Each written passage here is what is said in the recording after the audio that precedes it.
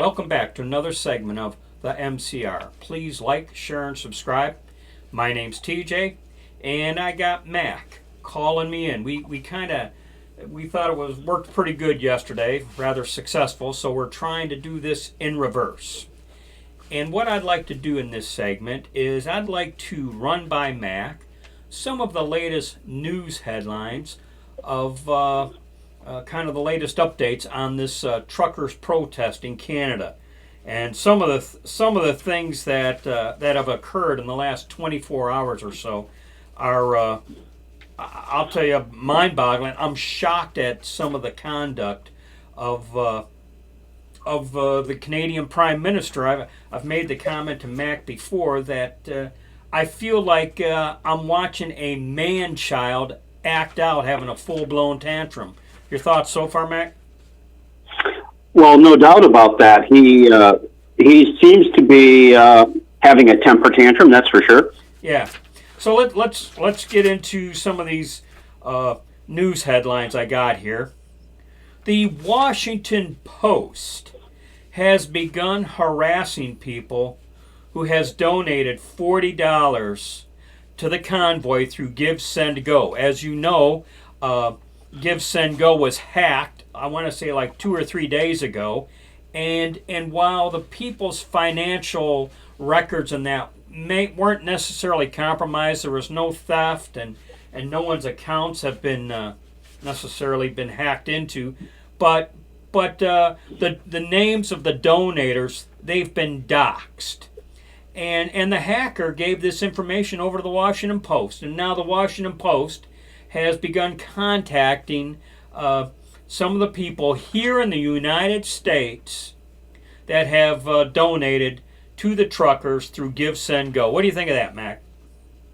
Well, I think it's atrocious. But what is it when you? I don't know. Maybe you don't know, but what is it they ask these people? Just why they donated. donated. Are there any threats made? I got the impression the whole intent was to. We know who you are, and we're going to make your life miserable. I mean, I don't know how else to interpret that type of conduct.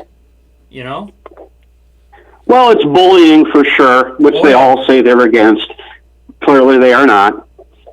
And here's the next headline. Trudeau's Justice Minister. Oh yeah, because he was the Justice Minister was being interviewed, and when asked, he said, and this is Trudeau's Justice Minister said on air, pro-Trump is a factor that will decide if your bank account is frozen under emergency orders. You know, being pro-Trump, they're going to try and freeze your money. Well, again, it's atrocious, and they're not for freedom. They're certainly not for justice in the case of this justice minister, or unless he means just us minister. Yeah. The far left communist that Justin Trudeau has spoken admirably about being a dictator and how great China is. And Liz Wheeler on OAN did a show on him, saying the guy's a straight-up communist, and this is no surprise. This was only a matter of time before this was going to happen. Yeah. Here's the next headline, kind of along the same lines here. State-run media brags about using data from the Give, Send, Go hack to target citizens. So, you got these hackers doing the dirty work, and then handing it over to state-run media, and it's almost like, yeah, we got it. What are you going to do about it? You know? Wow, I never thought I'd see the day that Canada would go this route. Yeah, and then the next news headline was now people are starting to take their money out of the banks. And, as I was driving home today, I was listening to Dan Bongino.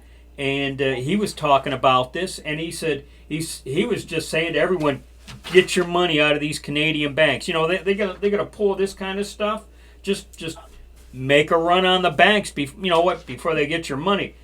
But there is a problem with that. I mean, direct deposit has become so common, it just brings on a whole new nightmare of managing your financial affairs. You know. Yeah, well, anytime you don't comply, and then been saying this for years, people say, oh, if they come to get my guns, I'm going to do A, B, and C. And I said, that's not how they're going to do it. They're going to use these methods to confiscate our guns in this country. They're going to starve you out. They'll turn off your heat in the winter. They're going to do those kind of things. And at that point, as far as I'm concerned, it's game on. I think it ought to be game on for the Canadian people. I think they should run to the border and seek political asylum in the United States. Well, the problem really is ramp this thing up. Give it to them.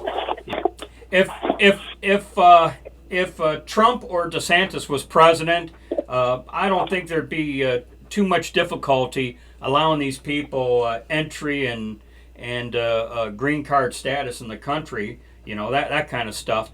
But with Biden and crew in charge, I can't fathom how that would be possible. And you know, you brought something up a few sentences ago there. Earlier in the week, when I talked about the Canadian Constitution, I said Canada ought to serve as an object lesson. You know, we used to say, Mac, that California was our future. I think we're seeing our future right now in Canada. You know. Well, one major difference. Yes. The Canadian people are not well armed. The American people are well armed. Well, you see, you keep beating me to my point here, which is fine. All the more important of the Second Amendment. Because I got to tell you, I got to wonder how this would play out if they had any kind of a Second Amendment. Of course, you know, are you advocating violence? No, but the whole existence of the Second Amendment is intended to keep a tyrannical government in check. You know, you know. Well, I have to say they certainly have that now. And even if they had a Second Amendment type law, if you can just wave your wand and say no more law, well, you know, they're calling it. What are they calling it? It's a Emergency Act or something to that. Emergency Act, yeah. Instead of what it is martial law. Yeah. And they decide what's right and what's wrong, and you're going to obey it. Well, and you know what? They can make the emergency last forever. And that's the point I was trying to make when I did my solo on the Canadian Constitution, because it's even worded within reasonable limits. Trudeau has arbitrarily defined what reasonable limits are. So they screwed themselves by the writing of their own Constitution, I gotta think. You know? Or and in the fact, over time, not rewriting it. Yeah. They should have saw this coming. I have one final news headline, and then we can wrap up here. But okay. Yesterday, Trudeau was speaking in the Parliament, and Canadian Parliament, and a couple people were calling him out. Candace Bergen was calling him out. They call them MPs, short for members of Parliament. Right. But a Jewish MP stood up and was calling him out. And basically, she referenced a speech he made in 2015 and commenced to using his very words against him of what he said then and how it's contrary to what he's saying now. And it has to do with how Canadians ought to trust their government and how the government ought to be trusting the Canadian people, and she's basically calling them out, saying you're clearly not trusting the Canadian people now, and Justin Trudeau turned around and called her a Nazi sympathizer, and which I got to tell you, if you see the video, the conservative portion of the Parliament, you would think they were going to throw down right then and there. They stood up and of course, their procedures are a little bit different than our august Senate, but right. They start screaming and hollering and everything else, and if it wasn't so pathetic, it might have been comical to watch, And this Jewish MP, she was the descendant of a Holocaust survivor, okay, and she, in fact, well, it doesn't say whether or not she was a daughter or granddaughter, but she was the descendant of a Holocaust survivor, demanding an apology from Justin Trudeau, and he walks away and just completely ignores her. And yeah, well, he's Mr. Blackface, so what really is expected from him? yeah, and one final thought I'll throw out there. We got that Candace Bergen. She's conservative and she wants to support the truckers.